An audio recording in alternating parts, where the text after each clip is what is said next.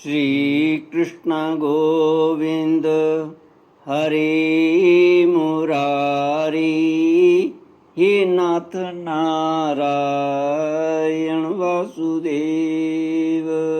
श्री कृष्ण गोविंद हरे मुरारी, हे नाथ नारायण वासुदेव। ओम नमो भगवते वासुदेवाय। ओम नमो भगवते वासुदेवाय।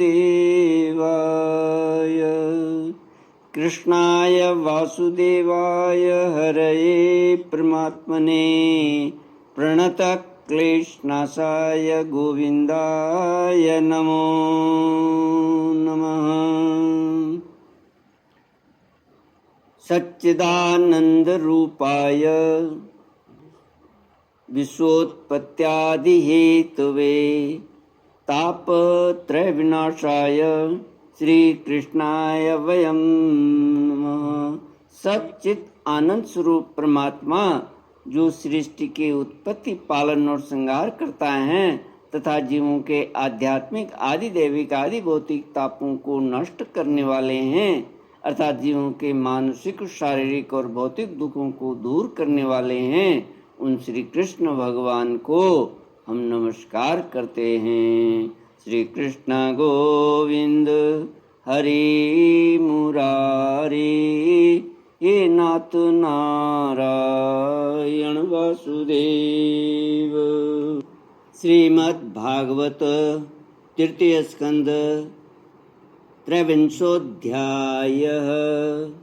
मैत्रेय उवाच स्नानेन तां महार्हेण स्नापयित्वा मनस्विनीं दुकूले निर्मले नूत्ने ददुरस्यै च मानदः। श्लोक 28 से। मैत्रेय जी कहते हैं, विदुर जी, जब स्वामिनी को सम्मान देने वाली उन रमणियों ने बहुमूल्य मसालों तथा गंध आदि से मिश्रित जल के द्वारा मनुष्यनी देवहूति को स्नान कराया तथा उसे 2 नवीन और निर्मल वस्त्र पहनने को दिए, फिर उन्होंने ये बहुत मूल्य के बड़े सुंदर और कांतिमान आभूषण, सर्वगुण संपन्न भोजन और पीने के लिए अमृत के समान स्वादिष्ट आसव प्रस्तुत किए।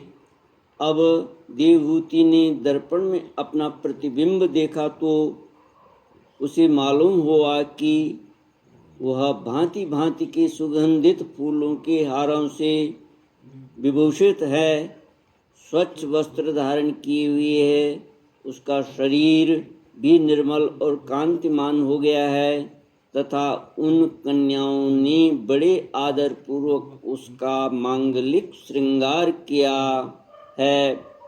उसे सिर से स्नान कराया गया। स्नान के पश्चात अंग अंग में सब प्रकार के आभूषण सजाए गए हैं तथा उनके गले में हार हुमेल, हाथों में कंकण और पैरों में छमछमाते हुए सोने के पायजेब सुशोभित हैं। कमर में पड़ी हुई सोने की रत्न जटित करधनी से, बहुमूल्य मणियों के हार से और अंग अंग में लगे हुए कुमकुम आदि मंगल द्रव्यों से उसकी अपूर्व शोभा हो रही है। उसका मुख सुंदर, दंतावली, मनोहर भौएं, कमल की कली से स्पर्धा करने वाले प्रेम कटाक्षमय सुंदर नेत्र और नीली अलकावली से बड़ा ही सुंदर जान पड़ता है। विदुर जी, जब देवहूति ने अपने प्रिय पतिदेव का स्मरण किया तो अपने को सहेलियों के सहित वहीं पाया जहाँ प्रजापति कर्दम जी विराजमान थे। उस समय अपने को सहस्रों स्त्रियों के सहित अपने प्राणनाथ के सामने देख और इसे उनके योग का प्रभाव समझकर देवहूति को बड़ा विस्मय हुआ। शत्रु विजय विदुर जी, जब कर्दम जी ने देखा कि देवहूति का शरीर स्नान करने से अत्यंत निर्मल हो गया है और विवाह काल से पूर्व उसका जैसा रूप था उसी रूप को पाकर वह अपूर्व शोभा से संपन्न हो गई है, उसका सुंदर वक्षस्थल चोली से ढका हुआ है, हजारों विद्याधरियां उसकी सेवा में लगी हुई हैं तथा उसके शरीर पर बढ़िया बढ़िया वस्त्र शोभा पा रहे हैं। तब उन्होंने बड़े प्रेम से उसे विमान पर चढ़ाया। उस समय अपनी प्रिया के प्रति अनुरक्त होने पर भी कर्दम जी की महिमा, मन और इंद्रियों पर प्रभुता कम नहीं हुई। विद्याधरियां उनके शरीर की सेवा कर रही थीं। खिले हुए कुमुद के फूलों से श्रृंगार करके अत्यंत सुंदर बने हुए वे विमान पर इस प्रकार शोभा पा रहे थे मानो आकाश में तारागण से घिरे हुए चंद्रदेव विराजमान हों। उस विमान पर निवास कर उन्होंने दीर्घ काल तक कुबेर जी के समान मेरु पर्वत की घाटियों में विहार किया। वे घाटियां 8 लोकपालों की विहार भूमि हैं। इनमें कामदेव को बढ़ाने वाले शीतल मंद सुगंध वायु चलकर इनकी कमनीय शोभा का विस्तार करती है तथा श्री गंगा जी के स्वर्गलोक से गिरने की मंगलमय ध्वनि निरंतर गूंजती रहती है। उस समय भी दिव्य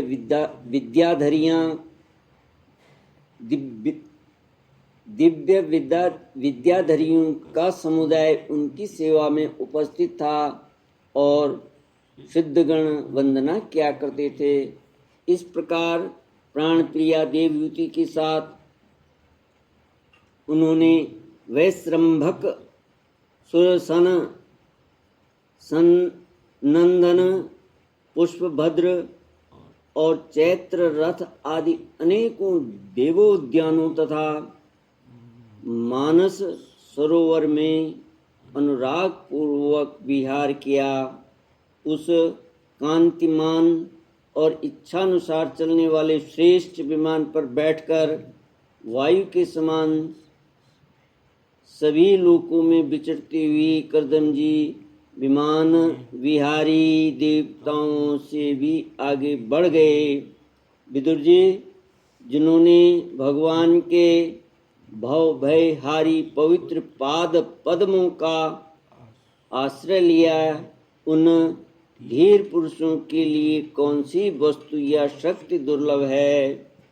इस प्रकार महायोगी कर्दम जी यह सारा भूमंडल जो द्वीप वर्ष आदि की विचित्र रचना के कारण बड़ा आश्चर्य में प्रतीत होता है, अपनी प्रिया को दिखाकर अपने आश्रम को लौट आए। फिर उन्होंने अपने को 9 रूपों में विभक्त कर रति सुख के लिए अत्यंत उत्सुक मनु कुमारी देवहूति को आनंदित करते हुए उसके साथ बहुत वर्षों तक विहार किया, किंतु उनका इतना लंबा समय एक मुहूर्त के समान बीत गया। उस विमान में रति सुख को बढ़ाने वाली बड़ी सुंदर शैया का आश्रय ले अपने परम रूपवान प्रियतम के साथ रहती हुई देवहूति को इतना काल कुछ भी न जान पड़ा। इस प्रकार उस कामासक्त दंपति को अपने योग बल से सैकड़ों वर्षों तक विहार करते हुए भी वह काल बहुत थोड़े समय के समान निकल गया। आत्मज्ञानी कर्दम जी सब प्रकार के संकल्पों को जानते थे, अतः देवहूति को संतान प्राप्ति के लिए उत्सुक देख तथा भगवान के आदेश को स्मरण कर उन्होंने अपने स्वरूप के 9 विभाग किए तथा कन्याओं की उत्पत्ति के लिए एकाग्र चित्त से अर्धांग रूप में अपनी पत्नी की भावना करते हुए उसके गर्भ में वीर्य स्थापित किया। इससे देवहूति के एक ही साथ 9 कन्याएं पैदा हुईं। वे सभी सर्वांग सुंदरी थी और उनके शरीर से लाल कमल की सी सुगंध निकलती थी। इसी समय शुद्ध स्वभाव वाली सती देवहूति ने देखा कि पूर्व प्रतिज्ञा के अनुसार उनके पतिदेव संन्यास आश्रम ग्रहण करके वन को जाना चाहते हैं, तो उसने अपने आंसुओं को रोककर ऊपर से मुस्कुराते हुए व्याकुल एवं संतप्त हृदय से धीरे धीरे अति मधुर वाणी में कहा। उस समय वह सिर नीचा किए हुए अपने नख मणि मंडित चरण कमल से पृथ्वी को कुरेद रही थी। श्री कृष्ण गोविंद हरे मुरारे, हे नाथ नारायण वासुदेव। देवहूति ने कहा, भगवान, आपने जो कुछ प्रतिज्ञा की थी वह सब तो पूर्णतः निभा दी, तो भी मैं आपकी शरणागत हूँ, अतः आप मुझे अभय दान और दीजिए। ब्राह्मण, इन कन्याओं के लिए योग्य वर खोजने पड़ेंगे और आपके वन को चले जाने के बाद मेरे जन्म मरण रूप शोक को दूर करने के लिए भी कोई होना चाहिए। प्रभु, अब आप परमात्मा से विमुख रहकर मेरा जो समय इंद्रिय सुख भोगने में बीता है वह तो निरर्थक ही गया। आपके परम प्रभाव को न जानने के कारण ही मैंने इंद्रियों के विषयों में आसक्त रहकर आपसे अनुराग किया, तथापि यह भी मेरे संसार भय को दूर करने वाला ही होना चाहिए।